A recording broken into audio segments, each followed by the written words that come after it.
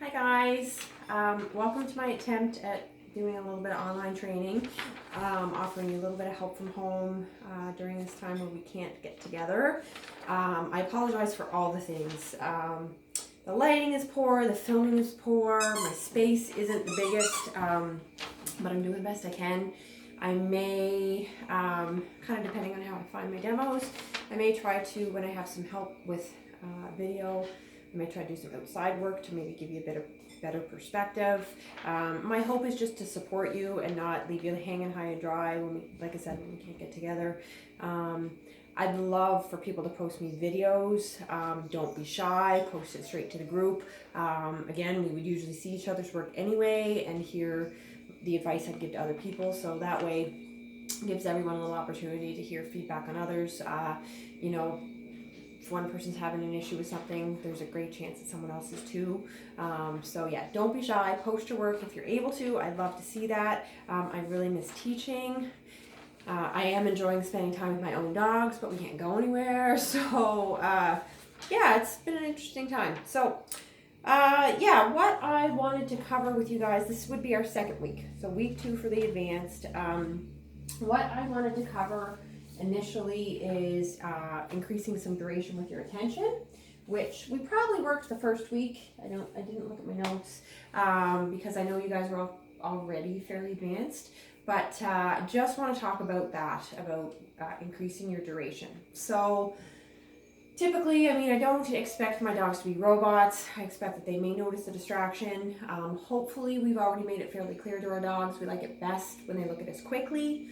Remember, we tell them that based on how we offer food rewards. So you can certainly offer up your mark word or your clicker, your yes, and treat for a quick response to their name. But the way you want to work on increasing your duration is by withholding reward. So you can offer food for that initial quick response only if it's a quick response to their name, and then try to count out seconds in between your rewards. So I tend to maybe start with about a 5-second interval, and again, it depends on the dog. So for your individual dog, it might be maybe 2 to 3 seconds of extended eye contact is progress. For some, maybe even longer. So, but I kind of use 5 seconds as a general starting point. When we start expanding or extending our eye contact, we want to hold out for a longer duration. So that means that if your dog looks away at the 3-second or the 4-second mark and 5 seconds is your goal, do not reward. Okay? When they look away and then look back at you, the clock starts again. I tend to count 1 1,000, 2 1,000, 3 1,000, kind of like that, not too quick. And if my dog looks away, so with Joe's, who is whining in her crate right now, actually whining in Rig's crate, she doesn't have a crate, let's be honest. I usually do at least 6 seconds. I should do more. I probably in our prime I could have done about 15 seconds of sustained duration when I kind of worked her a little bit more. And so yeah, if she looked away at even the 10-second mark, I would start counting again and she would look back. So the only way to get better is to withhold that reward and ask for a better response. So what I wanted to kind of cover this week, I really do like this one for building duration. It's the impulse control attention that we would have all learned in the manners class. That Riggs decided to show up for the demo just to the right time. That involves showing them the food reward and then holding the food away and waiting for them to look to your eyes. Okay, so same thing. You can mark and reward the initial eye contact. I might only do that a couple of times, and then I would withhold the reward for a longer duration. So that's what I'll do with him. I'll move him here. So maybe you can. It's hard with a dark dog and poor lighting for you to appreciate whether he's looking at my eyes or not. But hopefully you can get an idea here.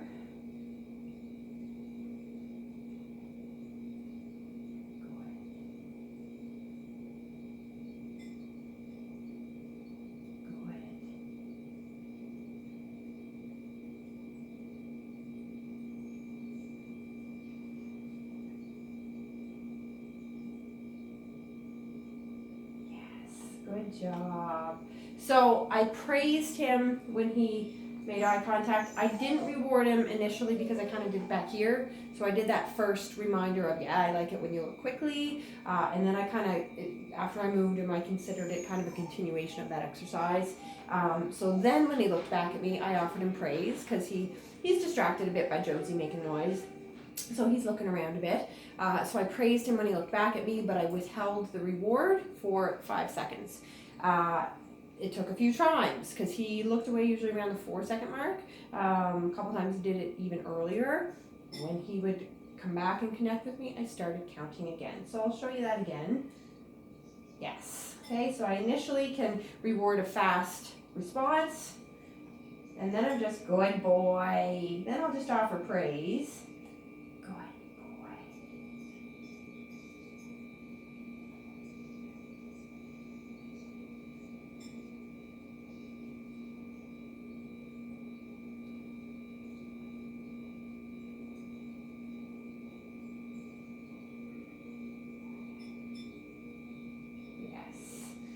Boy, I don't know if you can tell with my dog. He stares at me and he like slowly kind of moves his head when he does it. He's funny. I also do that with toys. I'm gonna grab here. I'll grab this one. Grab a toy. So my guy's really toy motivated. That actually tends to get him a bit more engaged and excited than food. I do it with toys all the time. Same sort of thing. Now, when I use a toy, I don't toy reward for that initial look. I'll just praise and withhold that toy tug reward until he's maintained a 5-second duration. Good boy, buddy.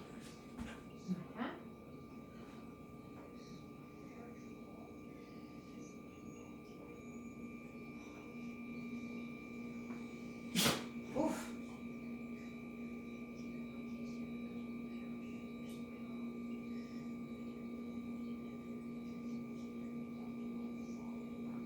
So this is a little bit too much for him, apparently. Okay, bud, the little sneeze that he did, remember that's a dog processing. It means that they're processing information. So we do this, I do this often with him, but I don't know, honestly, well, obviously I haven't. I don't think I've worked duration with a toy. I have with food, but not with a toy. Usually gets his toy pretty quick. So that's why he's struggling with that a little bit.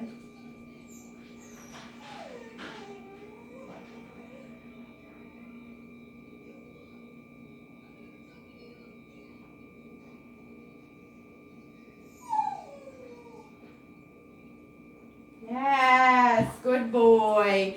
My timing was like a half a second too late because he had just looked away when I tossed him the toy. But he did more or less hold out that eye contact a bit longer. I'll try it one more time with them. What a good little fellow you are. What a good job. Now I'm going to try it with the other hand. Sometimes that provides a different challenge. Okay.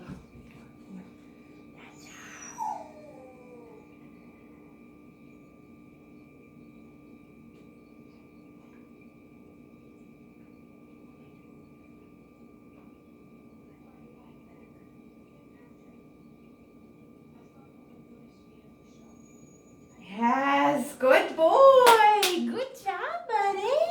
So I'll make maybe a little bit more of a big deal about this one because I timed it right. He held his eye contact longer. So you can, I'm not sure what you can appreciate in the video, but he's a little stressier with the toy duration eye contact than he was with the food because he knows the food one better.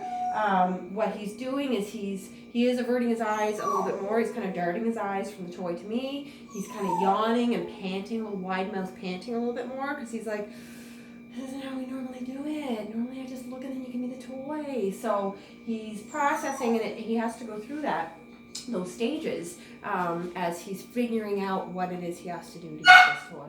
Joyce is very upset. She knows how to do it really well. Hey. Good girl. I'm sorry, Jojo. Jojo, good girl. Right. See now, honey? She's mad.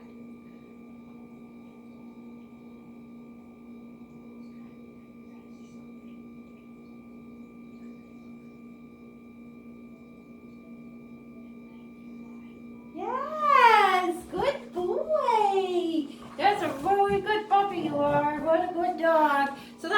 questioned it a little bit less. He stressed about it a little bit less.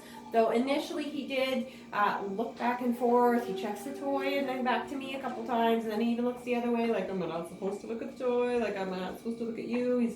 He's going through his checklist of what it is that I'm actually looking for. So yeah, with your attention this week, practice both the name call and the impulse control, but do really try to increase your duration of eye contact by a few seconds. I think I have in your homework like 2 to 3 seconds a week. You could probably do that. Like you could probably up it by a couple seconds, like maybe every other day. You could practice this 2 or 3 times a day or more. But yeah, every other day maybe try to up it by a couple seconds to see. I have 5 seconds as your goal. It could be 10. Whatever, raise the bar. So yeah, work away at that.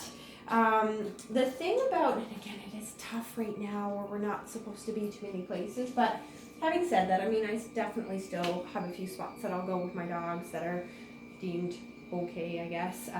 That isn't my backyard or my house, so it does give an opportunity, even though there's nobody around to provide distraction right now. Just being in a different location is distracting for dogs. Honestly, you can even go in a parking lot of any place that's open or something like that, off maybe in the periphery, to avoid, hopefully people won't come talk to you anyway, but just to avoid too much distraction. But keep in mind that the more places that you practice any kind of eye contact or attention exercise, and you practice on raising the bar and encouraging your dog to either give you a better response or a longer response, if you practice it in more places, they'll get better at it the more places you go. It will become a bit more of an assumed response from your dog to check in often, hold that check in as well, like kind of continue to engage with you and stay connected. So it becomes the norm, right? They'll learn that they can check out their environment, they can look around, see what's going on, but that there's great payoff and benefit to checking in with their handler often and staying connected. I almost said any questions? Yeah, this being a lone business, guys. It's weird. I'm an introvert, but even for me, it's a little much. Okay, so stays. Obviously, we can't really do too much with that. Here, me by myself. What I have on my little notes here are to increase your distraction level a little bit. Keep in mind when you do that, you should decrease your duration and your distance. So what I have here as a guideline, last week, or the only time we got together, I had said do like a 6 foot, like at the end of your leash, stay for a solid 2 minutes. Make sure it got to be a solid 2 minutes. I think everybody did that really easily in class. I know everybody did.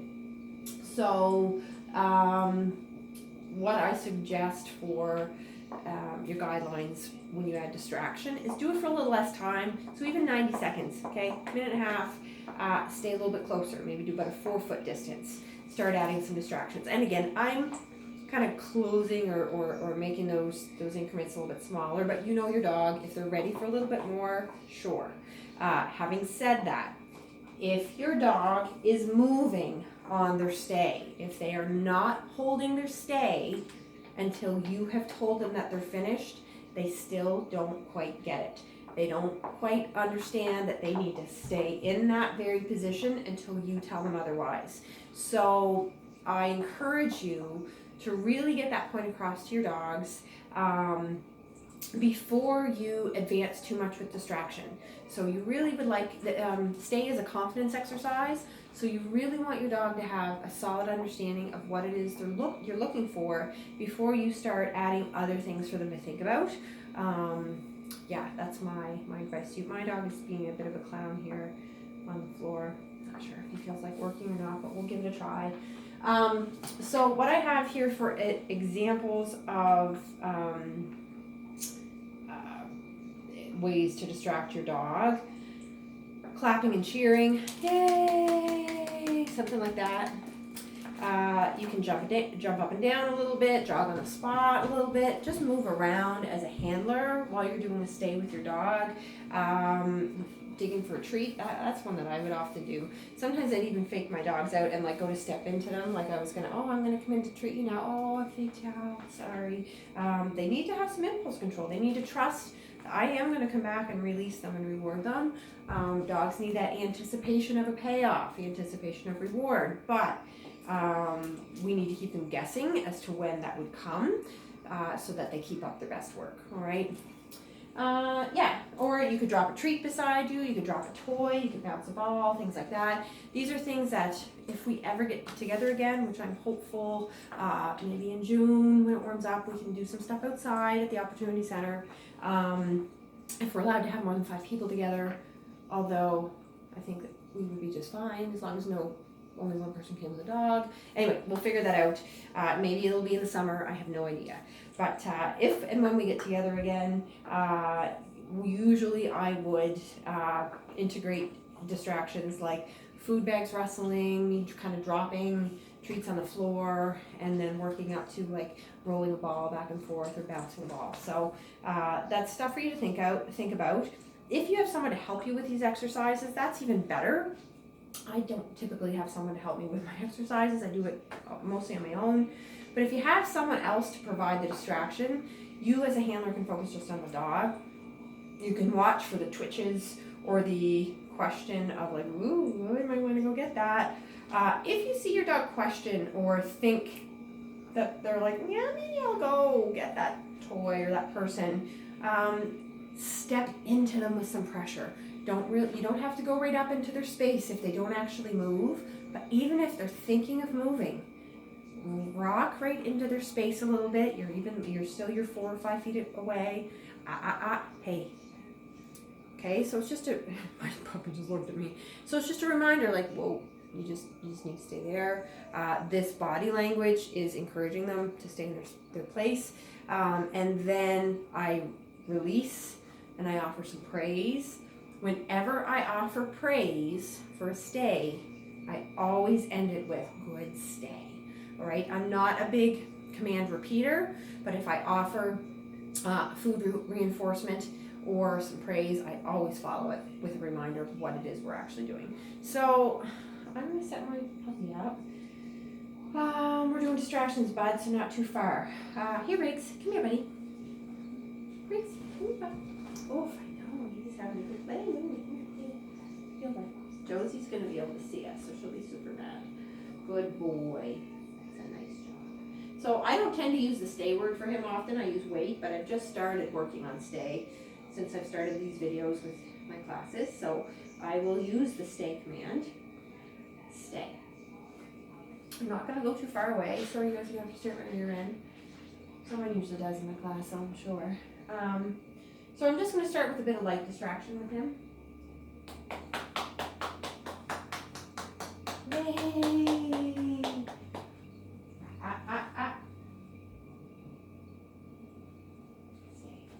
So I actually went back into him because he did physically move. He didn't just think about it, he did physically move, so that's why I went all the way in. Yay! Yes, good job.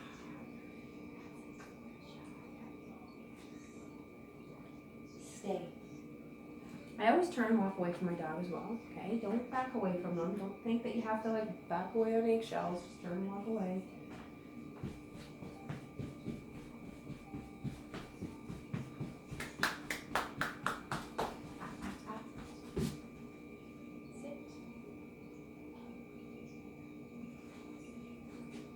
Stay. Okay, so that was a bit much for him. Of course, I'm gonna do it again.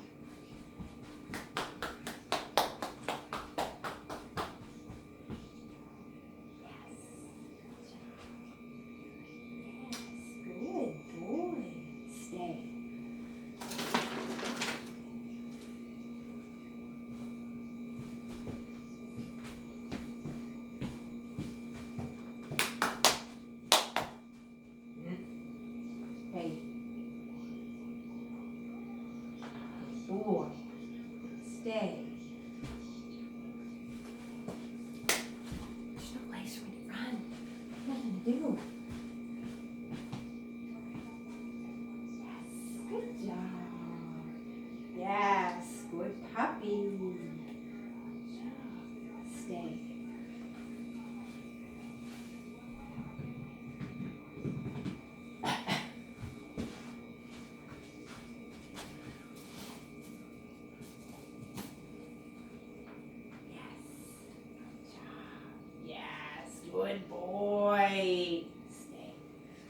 earlier I wrestled in his little toy box.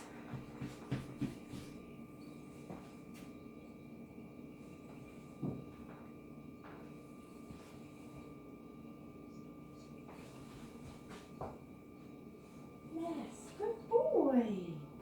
Nice job. Okay, buddy. Good boy. That's a really good puppy. So that was good for him. Again, I have worked stays with him from an agility perspective, but not so much like this obedience perspective. From a baby, I've done a lot of leaving him and walking away and like assuming a start agility position and faking him out and like running on and doing a bit of distraction, but in a little bit of a different setup. So even though he's been doing that for a long time and he's really good at it even from a big distance, this is a little different for him. I'm not usually clapping, I'm not usually jumping around in front of him.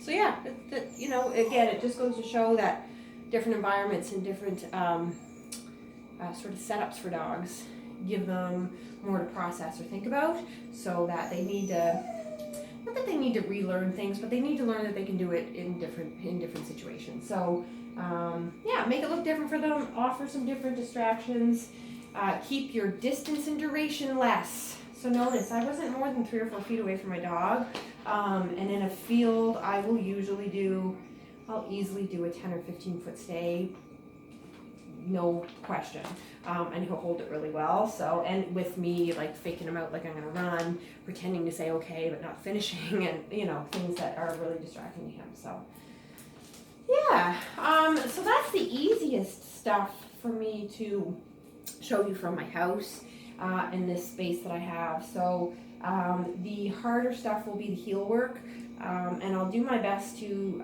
explain myself and demo with Riggs here. I will also do my best to get some better video footage, maybe outdoors, where I would have a bit more space to show you. But before I get into the heel stuff, I just want to mention, I just want to talk a little bit about hand targets. Now, I don't know if everybody learned hand targets from me in class. Sometimes I get to it in my manners class and sometimes I don't. I'm just going to review that quickly and show you what I tend to use it for in an obedience perspective. So usually I'd use Josie for this demo, but I will use Riggs, who's now turned a bone. I always find something to do. Okay, bye. So what I tend to use, Riggs, heel. What I tend to use my hand targets for mostly in an everyday use or an obedience use is just increasing my attention in heel position, or giving, he's looking at his bone, or giving my dog something else to do in heel position that encourages focus on me and just reinforces that position a bit. So I'll use a hand target. Riggs, I haven't done it much with him in heel position. Touch, touch, bud, touch. Yes, good boy. He's really thinking about that bone. It's hard. Touch, yes, good boy. Touch, touch. He thinks that it needs to include his tongue. Touch, yes, that's better. Good boy, okay. Good job. Hey, leave it. Bye. Bye. No. Yes, so I might reward the heel position. That's a nice little heel position my puppy did. Good boy. Good boy. Yes, so he just gave me a little eye contact. I rewarded that as well. And now I'm just going to practice a couple hand targets. Touch, touch, touch. Yes, good boy. Okay, good job. Go. So yeah, if you need to review just teaching your dog a hand target, again, I would often demo this with a class dog if they didn't know how to do it. But simply present your palm. Hey, bud. Present your palm. Yes, and if your dog just goes towards it to sniff your palm, mark and reward, and they usually will do that pretty easily. Yes, and once they are doing it consistently, you can offer a verbal cue.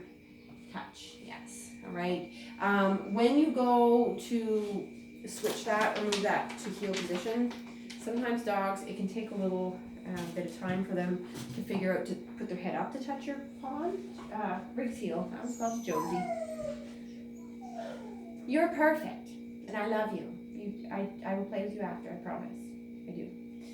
But some dogs initially sit back. Teaching the target and heel position, you may have to do it in front. Touch, yes, just to teach them to touch your hand, period. Touch, good, touch, yes. And then if that is going well, you just want to move the position of your hand to kind of just above your hip. Touch, yes, touch, yes. Good boy. Okay, bud. Okay, you can go back to your bone now. There you go. Now, yeah, you're good for a few minutes. Good boy. Yeah, so that is something you can do.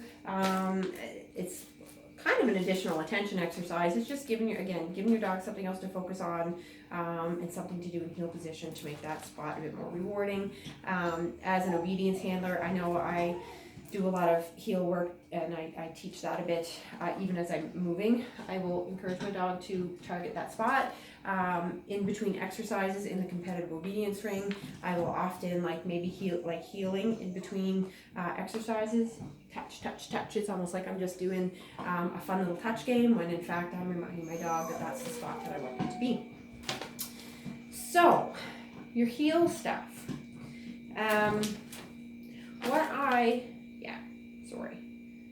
What I usually get people to do in our second week together. So the first week together, I talk to you about what I call inside circles, which is just really feeding your dog right along your pant seam, right along that line, and maybe using your leash to tighten up a little bit and keeping them nice and close on the inside here as you turn into them in a circle. So now we're going to introduce outside circles, which is your dog on the outside of you as you slightly turn away from them. In obedience, we do a lot of figure eights. So, and that just gives the judge a chance to assess your dog moving on a turn, whether they collect when you move into them, whether they extend and pick up their pace when you move away, and how they halt, kind of maybe just coming out of a turn and stuff like that. So I think the difference between the inside and the outside is sometimes you lose connection on that outside turn. And now I know I definitely have had to work that with Joe's. Not really as much with this kid, just because he's wired a little differently. He's less social to be distracted by outside things. He'd rather just work. So whereas Josie would do the outside turn and be like, "Hello everybody, hi, do you see how cute I am?" He's just work driven. So but yeah, that is kind of my biggest piece of advice for you on that outside turn, is to try not to lose connection with your dog. So it involves kind of watching them out of the corner of your eye. I don't want you staring right at where they are, because if you're trying to move away from them and your head is wrenched back wondering where they are, it puts your shoulder back, it keeps your dog back there. I want your dog looking to keep up to you, looking to come around your body and find your face. So I tend to look just sort of out of my periphery to watch my dog. But talk to them. That's a time for a repeated little fast tone. I have with Josie, I use Joe, Joe, Joe, or pop, pop, pop. That's what I use with him, because Riggs doesn't really flow very well. Yeah, so I'll try to demonstrate, come here, how to do some inside and outside turns. I don't have pylons, or I could use things. Again, they're just to have a bit of a visual. Oh, but it's going to be a distraction for my dog. Hold on. Here, buddy.